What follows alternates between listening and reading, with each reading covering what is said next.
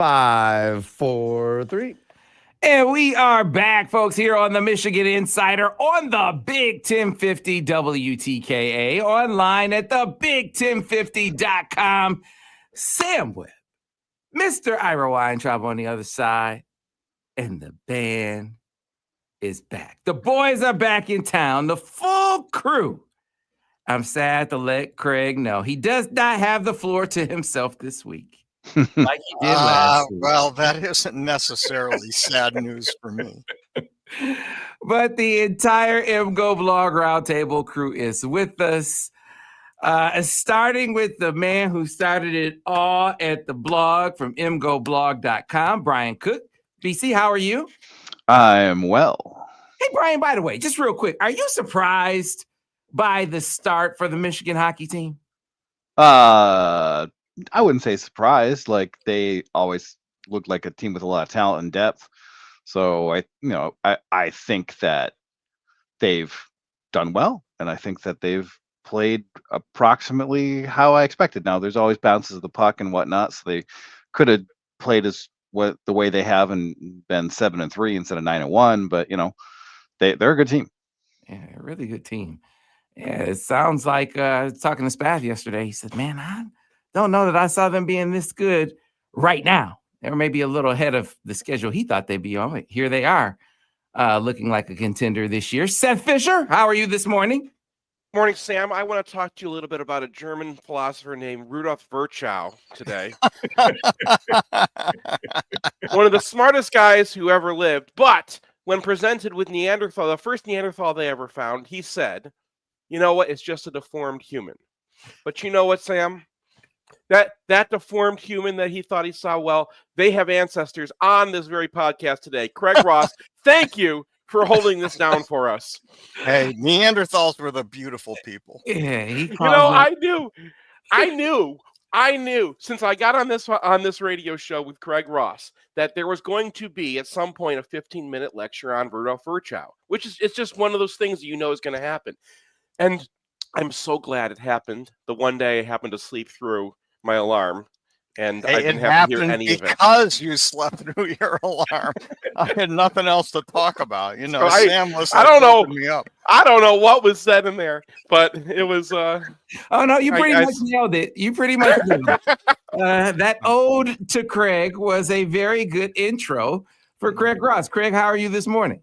I'm doing pretty well, and happy that I don't have to do even dumber jibber jabber this week. Although what I've got, because I kept promising about Virchow, what I've got in the future is how the Ann Arbor phone book ceased to exist because of a combination of George Leroy Tirebiter and Rudolph Virchow.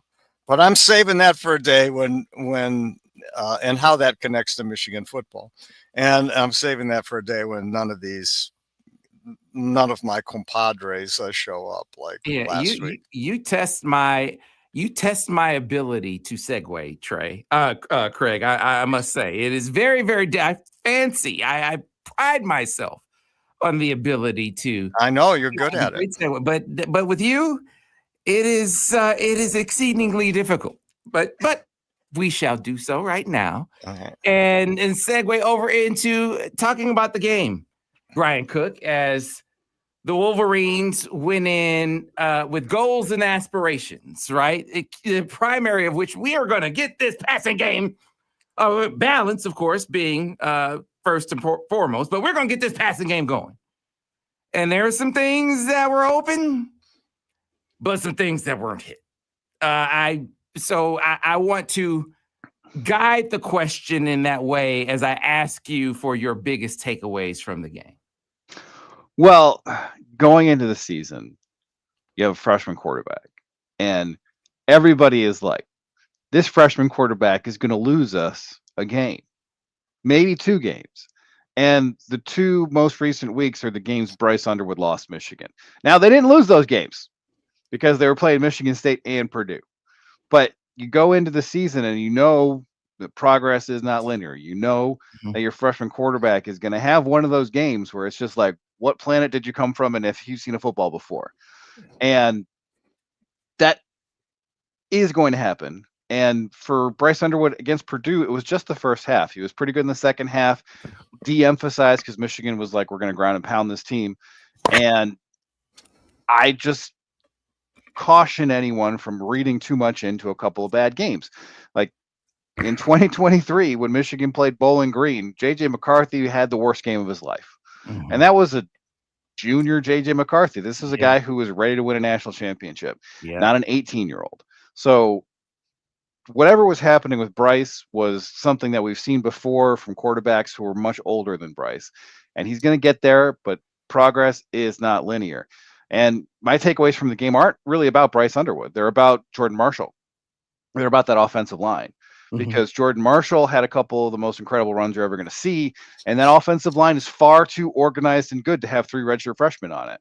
So just take a breath and, like, mentally move that fumble a yard upfield and have him throw to the wide open Donovan McCulley. And this is a 42-16 game. And everybody's like, oh, fine, great, wonderful. 35, not 42. So for me, it's Wide about open Marlon Klein. Now you're 42. Sure. Yes. Like, there are issues that you're always going to have when you have Bryce Underwood as your quarterback. But what I keep telling these people after I do the UFR every week is that this offensive line is coming, and Jordan Marshall is coming, and they have guys who are going to be here for the next 2 and 3 years who are already performing at close to an all Big Ten level. And that is the takeaway that you need to have from this game, not the freshman quarterback did freshman quarterback things. Yeah. All right, Seth Fisher. Yeah, Brian covered pretty much all my thoughts on offense there. On defense, they Purdue was very college crap, we like to call it, with a CRAPPE. It is when I looked at what they were doing, Purdue kept on running the same kind of play every single time, and they had the same look, and they had this tunnel screen they kept on going back to, and they kept on they had this look where there's one side is man and one side is zone, and they just kind of read what happens when they cross. Purdue had plans for what Michigan does, right? They called them off sides a whole bunch of times. They just messed with all the little rules that Wink has, and Michigan really kind of went into this game saying, just get me to the bye. So I thought that if you look at the defense as a whole, it wasn't as bad as I thought going in. I was like, oh God, these guys got pushed around and they kind of got lucky. I thought it was another one of those games where the fact that they scored 10 points was actually more kind of the offense screwing up, right? They had a fumble, and the defensive performance wasn't great. But when I looked at like the individual players, it wasn't really that bad. It's just they were just so vanilla, and I've been asking for them to be vanilla. So I'm going to take my lumps. I'm going to say, look, I asked them to be vanilla. I asked them to play, don't keep on blitzing everybody. Maybe get them down to the, if you get down to the low red zone and they then do something interesting, blitz them interesting one time. I was actually more upset with special teams for not putting the defense in good positions all the time, because Purdue, they've had this problem all year. You put them inside their own 20, they can't do anything. Everything they do, they need to kind of risk having a sack, or they need to risk having a screen blown up, right? Because it's college crap. So if you put them in the low, in their own shadow of their goalpost, they can't do anything because they can't take the risk. They can't go for it on 4th down. And then once you get to midfield, then they can have this 4th down strategy, and they can kind of play under you, and that's kind of what happened. And then they brought out all these like quarterback run things and all that crap, and they score a touchdown there and they score a touchdown later, and it was a mediocre performance from a defense that really wasn't trying its best. And I thought, whatever, get us to the bye.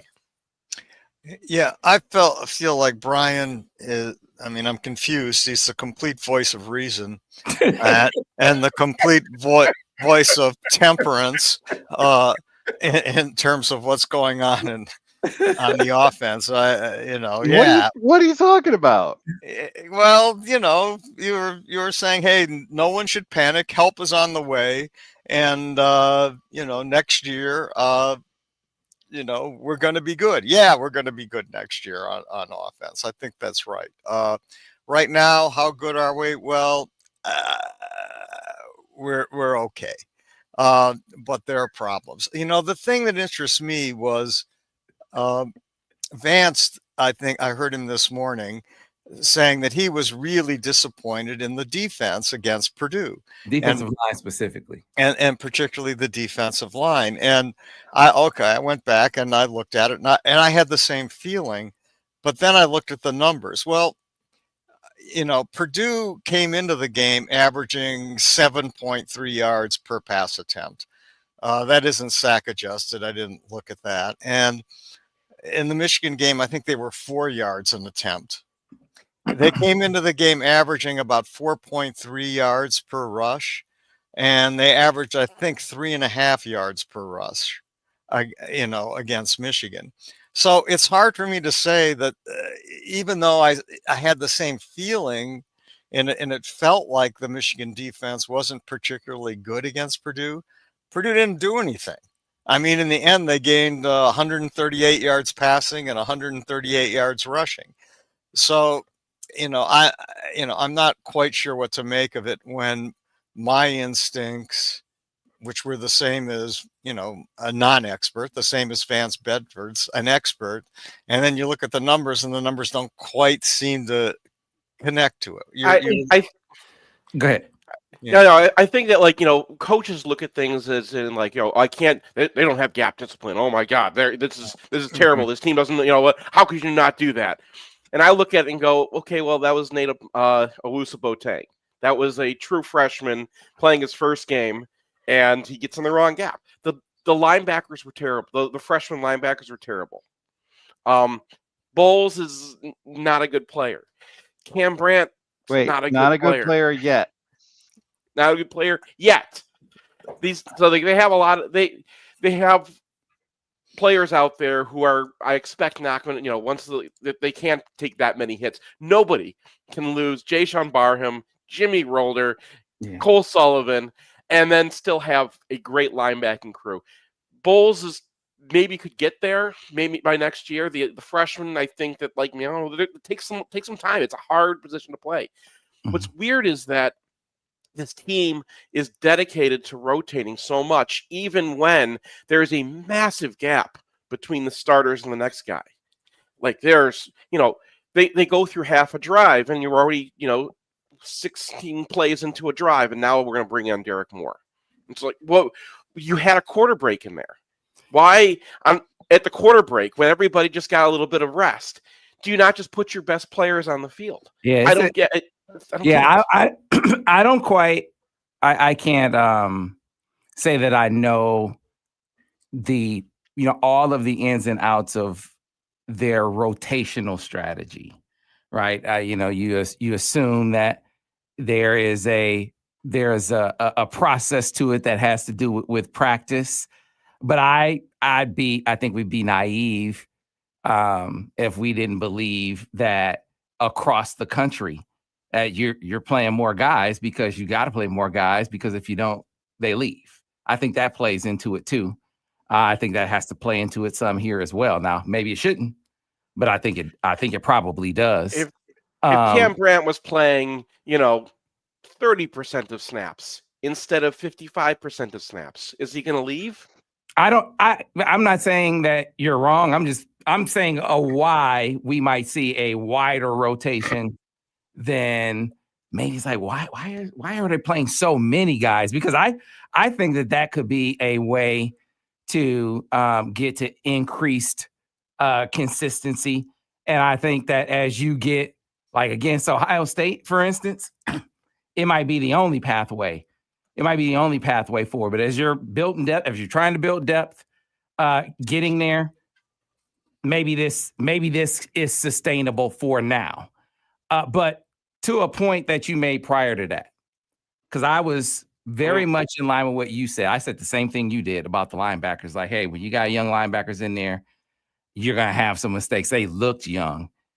And so what Vance told me when I said that was, he said, well, the plan, as far as I can tell, watching it was, we're going to blitz those guys. He said he blitzed those guys to try to protect them. And he put the issues that they had on the field, mostly with the line. He said a lot of times those linebackers would wind up in the same gap as the defensive linemen because the linemen were in the wrong gap, not the linebackers. and he said, I just he feels like the D line, and you mentioned Derek Moore, but the interior line, he feels like they rotate too much. And so you guys are saying a lot of the same things, but he was particularly critical of the interior defensive linemen and how they play.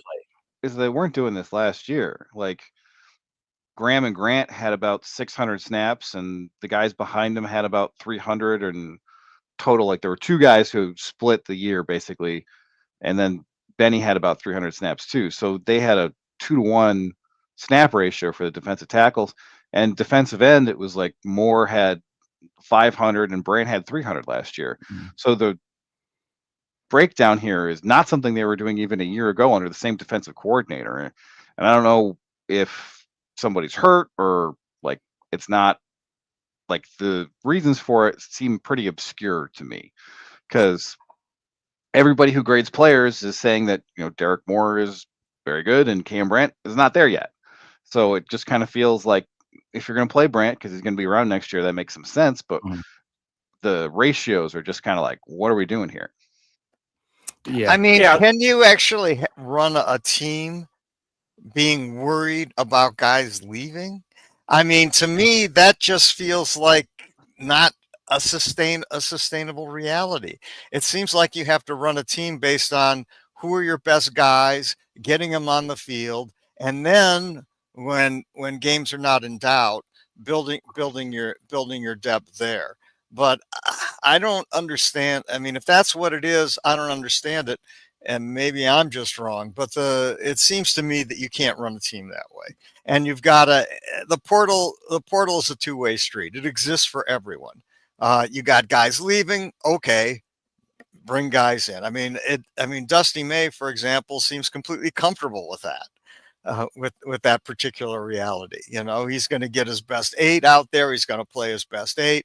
If guys decide to leave, fine, like they did last year.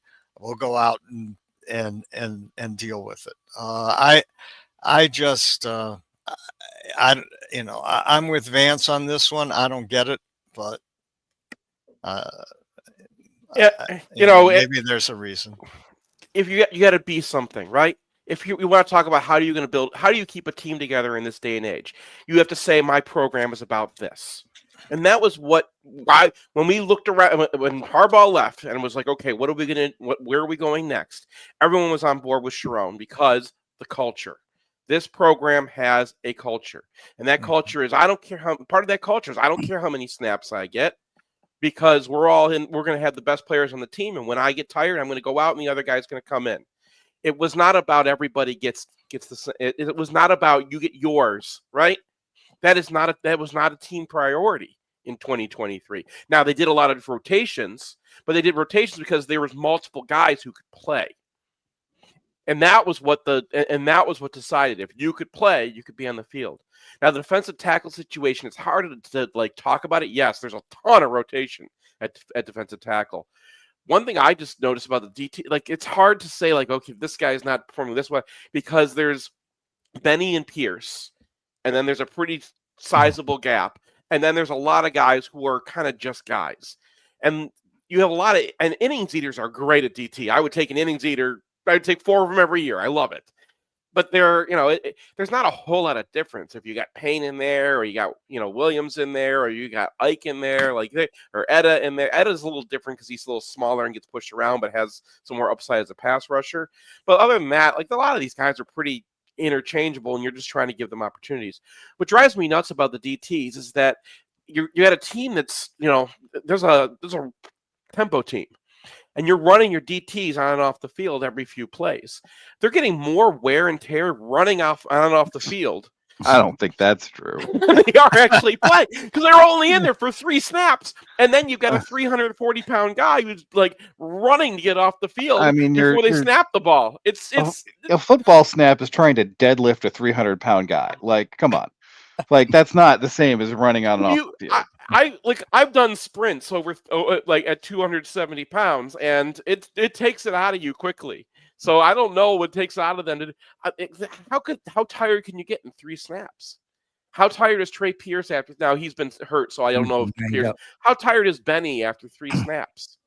But I don't want to focus on the DTs, and I don't want to like get into specifics like that. And I thought, I thought the playing more if you're playing better. Yeah, when the ultimate conclusion with Vance was because he's very, very process driven, and he's stuck on issues even in wins that, if not corrected, could harm you down the line. So he's been doing that forever. But to me, the main point was when they had to have like some key stops, like after the red zone turnover right before the half, they got a key 3 and out, got the ball back, and they were able to score that 4th down stop that they got. They got some key stops in this game when they needed to have them in an unexpected. This game was not expected to be close. You thought you were going to be able to light them up offensively. You had a lot of key players out defensively, and for all of the inconsistency that we saw at times defensively, they really did stand up when they had to. And so that said something to me, even with some of the inconsistencies that we saw. Yeah, it's not just happening at defensive tackle, not just happening at defensive line. It's not just happening. Linebacker was understandable this week because there's so many guys injured. But even then, you could play Ernest Hausman and Troy Bowles the whole game. They were they're dipping unnecessarily into Chase Taylor in the first quarter when it's just, what are we doing here? And then you get these long drives, and then you wear out, and then you need to move out the other guys. But they're doing it with the secondary as well. There are a lot of snaps with Jair Hill at nickel, with Metcalf off the field. And there were a lot of snaps with, both with neither of your top cornerbacks out there. Now Sanders, I get because he's young, and you're going to get more out of him. Metcalf was banged up. Mm-hmm. Oh, well, so there was another guy went down. But like Caleb Anderson's out there for a ton of snaps, and it's like, well, you got Zeke Berry. Cornerbacks can play a game, right? It's not unusual for cornerback to play 72 snaps. And it's just like I said, it was at the end of the first quarter. You get a quarter break. They're in the middle of a long drive. You have an opportunity to kick them off the field, and you put, all backups out there. And then they keep on moving down the field again. And it's like, well, now you have to run them on and off the field. And it just seems like if it's a program goal to make sure everybody's getting snaps against Purdue, go and beat Purdue first and then get them snaps. You could do that too. Yeah. So bye week came at a great time for the entire team. They definitely got some things to clean up defensively, but offensively is where a lot of the attention is focused. We spend so much time focused on the passing game and Bryce, understandably so. I think Brian hit on a key point, and probably haven't talked about it enough, admittedly, present company included. The game that the offensive line had blocking the run, and the game that Jordan Marshall had running the football. I think you guys might remember this. I questioned in the offseason whether they would be able to do of what they've done the last couple of games against anyone. I know these aren't the monsters of the Midway that they faced, but would they be able to line up and say, we're going to run it when you it's coming to close out games, bully you when if we can't do the other thing, or if we just want to bully you. And they were able to do that, even with all of the attention and focus on, installing the things that Chip wanted to do in the offseason. And that satisfies a big question I had this offseason. Well, it seems to me the run game has been pretty good. It was pretty good when they had Haynes. It's been pretty good, at least with Jordan Marshall. And it was even pretty good when Kuzdal came in, because he ran the ball reasonably well. It looks like what we saw from him in the spring wasn't a mirage. And Michigan is getting some movement from their offensive line, even with all the changes over the course of the year. In fact, it seems like, if anything, it's getting a little bit better. Although I guess that's something that Brian can speak to more intelligently than I can. But it feels like the run game is there. What isn't there, at least from my eye, is consistency in pass pro, or Bryce's tendency to flee the pocket when there is a there is a place for him to move and throw. I mean, let's face it. I mean, as high an upside, as high a ceiling as Bryce has, he made a couple of pretty bad mistakes in the first half of this game. I mean, he's got a McCulley, I believe, wide open in the end zone. No one's within 20 yards of him, and he throws an interception, throwing across his body back into traffic. That was not a great play. And then he makes a great play, but fumbles the ball on the curious rule where the ball went just inside of the pylon and out of the end zone. Clearly the right call, but I've never quite understood that rule. But nonetheless, those were, two pretty bad plays. Take those out, and we may be all singing different tunes that, the run game is going and things are looking okay. I mean, Bryce made some other mistakes. He threw some liners over guys' heads, and of course, our receivers continue to drop occasional balls too. So, yeah, I look at this game. I look at like the strategy that Chip Lindsey had for him, and I don't see anything that I could criticize that much. I don't think I can tell him to do anything different.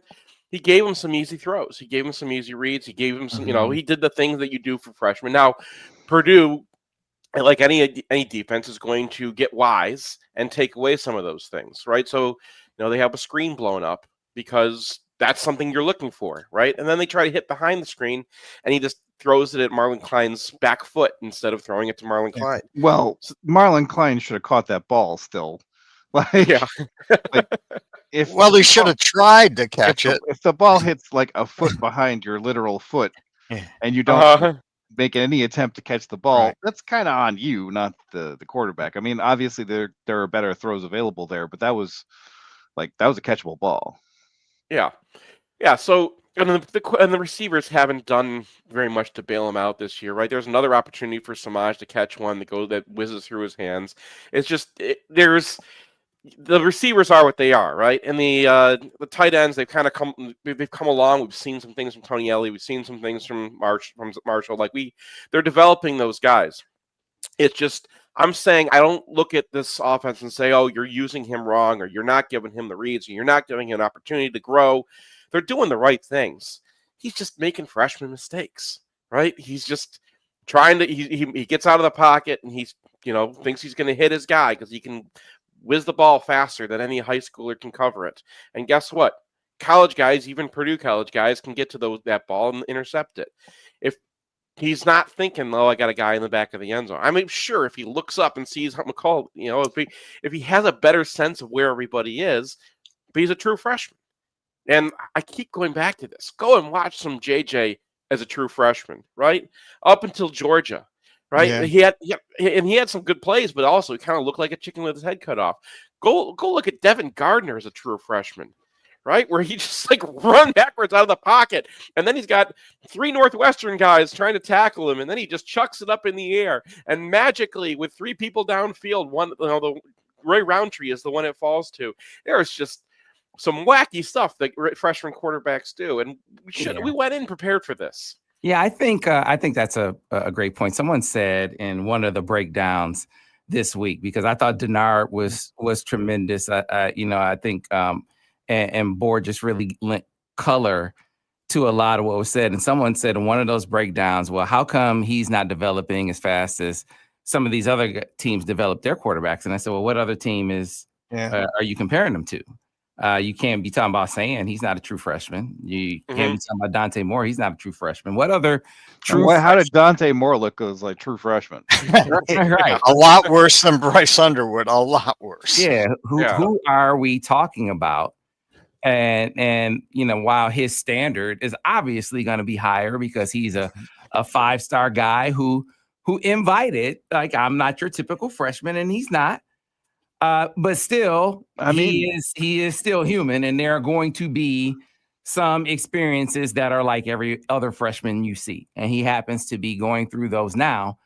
And he does not have the advantages that maybe a Trevor Lawrence, another true freshman, had. He didn't step into a playoff team. He didn't starting with his 5th game of his freshman season. He didn't have T. Higgins and Hunter Renfrow and Travis Etienne and all of those guys. He didn't have that kind of deal around him to the points that you guys were making. And so there's going to be sort of a stunted process. And yet, with all of those limiting factors for a true freshman, there are those times where it's not about the limiting factors around him. Sometimes the limiting factor is what you said, Brian, and it's just youth. It's just that he's just a young guy who's just going to have like just a freeze up moment. I got a guy wide open screaming down the seam on a vertical route, and I'm just going to flat miss him. It's not my footwork. It's not any other reason. I just flat miss him. And then on the next play, I get flushed from the pocket. I'm on the corner, and this is what I do. I throw on the run. Some people think I throw better on the run, and I sail it over his head. I mean, this just happens it doesn't make it right, doesn't make it excusable. But if you're looking for a reason or a why, sometimes that is the why. If you're looking for a ray of light beyond, just don't tell me he's a freshman, then take what Denard said. He said, well, if I talk about the Michigan State game, his eyes weren't in the right place. He's not seeing bubbles. He's got a touchdown on the left side of the field. He looks right. In this game, whether you're talking about the switch verticals, the play where he's flushed to his right and he has Zach Marshall going down the post wheel that he doesn't hit, the play action flood where he has McCulley in the end zone and he throws it short. Any of these balls, his eyes were in the right place on all of those pass routes. So I see from one week to the next, okay, I got his eyes in the right place, but he missed those throws. So I made some progress with his eyes. Now let's get his accuracy on point. Let's work on his feet because his footwork is still all over the place. Let's work on that in the bye week. So if you're looking for something, I gave you something. To the folks in the chat. All right. Well, I'll make a prediction. I'll predict in 2 years he's the first player picked in the draft. And I think that he's going to be a good NFL player. But right now he's just rough at like almost 99.999% of all freshman quarterbacks and most freshman players, actually. So. Yep. All right, let's get to a break because we got to talk some Michigan basketball. Yes. You talk about a team that came out the gate looking like its press clippings. It's the Michigan basketball team. So we will get into that. The men's basketball team too. As we do want to tell you do-it-yourselfers out there, your one-stop shop for all your home improvement needs. Our friends over at Chelsea Lumber. They have 3 locations to serve you in Chelsea, Salina, and Bridgewater. You find them online at chelsealumber.com and out at the Saline store because those 3 locations to serve you, Chelsea, Salina, and Bridgewater. Well, one of the things that they do well, the kitchen and bathroom renovations. Their kitchen and bath design showroom in Chelsea is unbelievable. Floor to ceiling, 25,000 square feet of options galore, where their Saline showroom floor recently renovated. It is outstanding too. And when we went to get our kitchen renovated, we went out to this Saline store. All of our bathrooms have been renovated with Chelsea Lumber as well. And that was before their showroom was renovated and had all those options where you could see them right there. Well, now they have that available at the Saline store as well. So kitchens, bathrooms, their designers are excellent. Any of your do-it-yourself projects, all the home construction materials you might need, all available at Chelsea Lumber. 3 locations to serve you in Chelsea, Saline, and Bridgewater. Find them online at chelsealumber.com. More MGoBlog Roundtable on the other side here on the Michigan Insider on the Big 1050 WTK, online at thebig1050.com. Clear on the radio. All right. Yeah, that's right. They had Justin Ross too. Yeah, they were loaded. That was a loaded team. The Trevor Lawrence comparisons were never fair. Yes. The Terrell Pryor was my preseason comp. That's what I thought. Like they were gonna run Dave a whole bunch, get him outside of the pocket, and every once in a while he'd do something amazing. You saw, I'm sure, Brian, that Henry Muse is gone for the year. Yes. Yeah, that's bad news for Michigan hockey because I thought he's played extremely well. I got a question for you guys. I've been asking the Denard and Borges about this. I'm curious you guys' opinion. Bryce's best play of the game was that naked where the edge was in his face right away. He ducks under and he makes the throw. None of these guys bite on. None of these teams bite on their naked action. It's all from pistol. Don't you think if they went under center, they would get more of a reaction on play action, certainly on their naked stuff? And they ran some play action from under center earlier in the season. They gotta have. I haven't. So this isn't even an inside intel sort of thing. This is me openly questioning and wondering if now the fact that they aren't running it is them just holding it back. It's funny that you asked that to Denard, because one of the most infamous plays I can remember of his career is against Notre Dame, where they run him on a naked boot from under center, and there's two Notre Dame defenders directly in his face, and he ends up throwing a pick.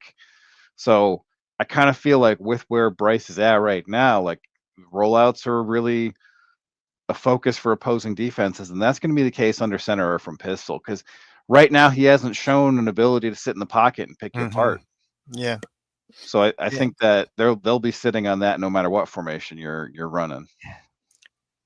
So yeah, You asked that of Al. What did Al think? I mean, my guess is he would probably agree with you on that. He thinks it would jerk the defense more, but he thinks that Bryce is limited his limited experience under center. Is a limiting factor in them doing it. The difference with Denard was Denard played under center. I mean, Denard wanted to play under center because he played under center in high school. Bryce didn't. But that was like not when he played under center. It was terrible. Like there were these, like they had like 150 yards against Iowa that one game, and they were finally like, all right, well, we got to go spread, hurry up, and then they started scoring some points, and I was just like, for a guy like him, it's just so much harder for him to deploy his legs when he's being used under center. And like whatever additional advantage you get from that in terms of a downhill run game, I just don't think it's worth it with a mobile quarterback. And that's why you see that football has largely moved away from under center formations. So I just kind of feel like a guy like Bryce, I want him in the gun, and I want him making those RPO reads, not turn his back to the defense. Because that's the one thing about those waggles, and Michigan does this from pistol too, is you're turning your back to the defense. And personally, coming back in 20 seconds, guys, I would just rather have, the even the option of looking at the defense and making a decision post snap. Yeah. That's interesting point. Interesting point. I wonder if they're because they ran some from under center. Stand by, guys. Here we go. And we'll get Call that Primes Against Man Panda, by the way, was the name of the game column from that. Back on radio in 5, 4, 3. We are back, folks, here on the Michigan Insider on the Big 1050 WTKA, online at the big1050.com. In the break, we were talking about under center versus play action from or naked from pistol, because Bryce's best play of the game was he nakeds from pistol. A guy's in his face as soon as he comes off the fake, and he ducks under and he makes a throw, and it's like a fantastic play. But no one's biting on that naked action anymore. And it's like, man, I just wonder if they would jerk the defense more if they ran it under center like they did a couple times early in the season. And the fact that they haven't even tried that, I wonder if that is just them saying, hey, we just don't think that this is an effective strategy for Bryce, or is that them saying, hey, we're holding a package back for a specific reason? I actually don't know the answer for that, which is why I posed it to Pose the question to you guys in the break. This raises a very interesting historical thing. Few people may know that from 1906 or before, the first year the forward pass was allowed, until 1939, there was no under center. Everything was everything was a shotgun snap. And in 1939, Clark Shaughnessy and George Halas at the Chicago Bears changed the world by putting the quarterback under the center, Sid Luckman. And it so confused the then Washington Redskins that the Bears beat the Redskins 70-0, even though the Redskins were favored in the 1939 championship game. And many of these issues that you've just raised were talked about at the time. And of course, from 1939 forward, almost no one was in the shotgun except for the Mad Magicians in the late 40s, with Michigan winning national championships then. Until 1960, when there was an experiment by the 49ers to go back into a shotgun. It didn't work very well, but there was also a massive rule change in there, Craig, where you were actually allowed to pass from the pocket. So you weren't allowed to pass from the pocket until the late 1940s. So I think the answer to that is you just mentioned earlier, Sam, that they're trying to work on his footwork, right? Well, if you go under center, that's a whole nother suite of footwork, right? Every time you do one of these things, that changes the footwork. And under center pass, I like it for our run game, but it's it's what can you get away with Bryce? They're limited by the freshman, and I think we kind of covered this. I want to talk basketball. All right, women, the 100-40.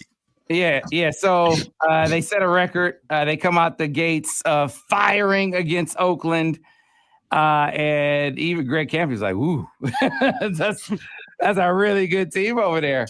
It was like, "Hey, we know Greg." So, what did you guys think of these Wolverines in the first glimpse of them in the regular season? Brian Cook. Well, Oakland was bad. Like those repeated passes to the corner for open threes where Michigan wasn't even doing anything to get those. Like this is a team that returned one contributor, runs a complicated zone, was missing two players. I want to get that out of the way. This was not a good team. That said, you can see the size, you can see the playmaking. Trey McKinney is a knockdown shooter, and that is something that Michigan needs, whether it's a starter or off the bench.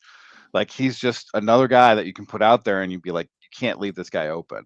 He had a step back. Most of his threes were back ribbon down or swishes. And then he has a little Darius Morris in his game. Now he's not a point guard yet, but he has a crazy long wingspan. He's already 6'4". I think he's got a 6'9" wingspan. And he was able to use that on a couple of assists where it's just like, okay, this guy is the opposite of Mike Smith. And everybody loves Mike Smith. I love Mike Smith.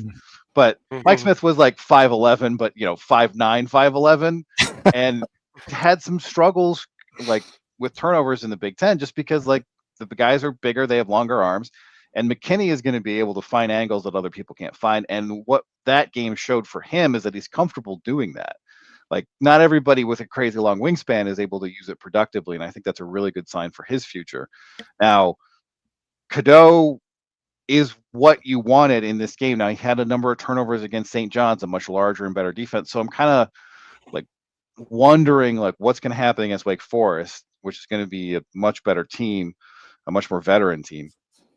And if he can keep those turnovers under control, and he doesn't have a 10 turnover rate, but 15 will do. This team's going to be very, very good because defensively they have a very high floor because have got Mara out there. Last year, Michigan was plus 32 points per 100 possessions with both Golden and Wolf on the floor. They were plus 17 with just one or neither on the floor. And it felt like they went out and they're like, okay, we're going to have Wolf and Golden out there 100% of the time. So they got three bigs instead of two this year. And they did play together, Morez Johnson and Ade Mara, for 25 of Michigan's 78 possessions, and I think maybe 10 of those were probably Malik Cordell time. So they're going to try it, And given the passing these guys have and the ability to rebound, and then Johnson being a relatively switchable 5, I'm going to be interested to see how that looks against a real opponent. Because if they can pull that off, then you get the best part of last year for 40 minutes a game. Well, that's going to exist this year, sort of implicitly, Brian, because they're going to have 2 bigs out there most all the time. I think of their 3, because you've still got Yaxel, who is a good 6'9", 6'10" in that range. He's a historical center. He's not a center on this team, but they're always going to have 2 bigs on the floor, and so I think that's going to happen. I mean, Maize can move his feet. He's switchable, phenomenal athlete. And yeah, they'll have to perhaps do a little bit of drop coverage with Mara. But, Mara had 5 blocks in this game, but really when I went back and watched the tape, he had 8. For some reason, they shorted him. He almost had a triple-double in the game. And so he's not any sort of a liability. He is a little slow and clunky when he has to get out on the perimeter, but there aren't any 7'3" people in the world who aren't, or very few. And it looked good. What I was most impressed with was Cadeau. He really, I felt, played under control. The question's going to be whether that continues against a man team. Now, Oakland plays a zone. It's sort of a clunky zone, in my opinion, regardless of how good a coach Campy is, and he is a great coach. And we'll see. We'll see what happens when Michigan gets pressured. In this game, they got no pressure at all, really, from the Oakland defense. And in the end, I'll say this: I think Oakland may win the Horizon League. I think they have enough ability to win the Horizon. So I don't think they're a bad team. That Garrett kid can play. Yeah, he was making some shots. Oh my God. Yeah. I mean, I think they have some shooting, and they just got overwhelmed in this game. I mean, what did Maize have? 6 dunks in the first 3 or 4 minutes of the game, because it was just too much. The size and athleticism of Michigan's front was too much for them to handle. And that was without Yaxel, who has like a hand injury. I mean, so Yaxel's playing with, I don't know, a broken finger or whatever on his shooting hand. He comes in and he makes all his shots anyway. I don't think he missed a shot.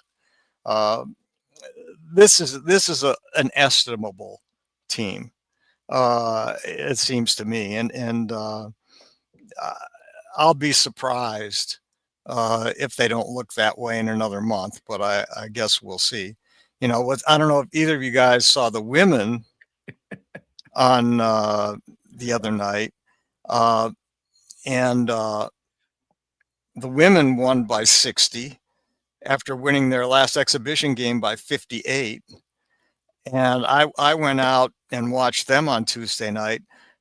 They're really fun. I encourage basketball fans to go out and watch the Michigan women's team. They're going to be a 5-out team this year, by the way. There's no centers. There's no center. It's not your Nav's team anymore at all. Right. Well, they have a transfer from Bucknell. I can't pronounce her last name yet. Stoffel. Is that it? Yeah, she's good. And she's probably 6'2", 6'3". She's a thin 6'2", 6'3". But she's a more natural, say, post player than what they had last year. And so, this game was ridiculous. Now, who were they playing? I've forgotten even now. They had 45 turnovers. There was more turnovers than points in that game. And I think that's crazy, but this Michigan team is going to create a ton of turnovers. They have 12 people who can play, and they're just going to run them in and press. I think this is the most interesting team Michigan's ever had. And I've seen every single one of the women's teams, and I think this one is the most exciting. Yeah, I thought you guys nailed it with Elliot Cadeau. He was fantastic. They were fantastic passing as a team. Yes. That stuck out huge in that game. This is everything they were built to be. My one concern is, like you said, pressure teams is when Elliott isn't on the floor. I think he'll be fine. I actually think he'll be fine. When it's not Elliott, will they be fine? I'm not like, it's not like a dire concern for me. I just wonder, like, if LJ Kaysan, I'll repeat what I've been saying. If LJ Kaysan, if his game rises this year, if he's like a, sixth man of the year candidate type guy, they're winning a championship. There's no question. There's no question. I'm not saying he will win the award. What if he's starting too? If he's that caliber player. If he's that caliber player, he's starting over Roddy Gale probably. But I would make him a starter too, but I've had this debate with Tim McCormick, and he was like, Rodney's a senior. And all that. I understand, which I'll get back. So fine. If he's the caliber of player to be like a six-man a year type of guy, they're winning a championship. I would agree with Joe Lunardi, because cancel Christmas, everybody else. Because that's what they need. They need someone who can, competently relieve Roddy against teams that can really get up in them. I think that could be the one thing that could give them some issues, because they could beat everything else, man. Well, I mean, to me, like, Dusty thinks outside the box. So I think your pressure release valve against full court press type teams could be Mara. Like, he's 7'3". You just toss him the ball. He's a great passer, and then you broke the press. Like, you don't need to put the ball on the floor. You're 100% right, Brian. It might not be something that they stumble with, because Dusty said we got answers. So even if they don't have LJ Kaysan emerging as an answer, they still might get it done. Yeah. So I mean, the big deal for me, at this point is, they're not going to have a problem if Cadeau's on the bench or off the floor against zone teams, but they ain't going to play many zone teams. I mean, and in this game, the ball just didn't stick. I mean, as you pointed out, Sam, the ball moved and it moved and it moved again, and until they got a good shot. When you play a zone team, normally they're tall, and Michigan had like a foot of advantage on all these guys. So I just think that we gotta go. We gotta go. They got a second lineup. I like that.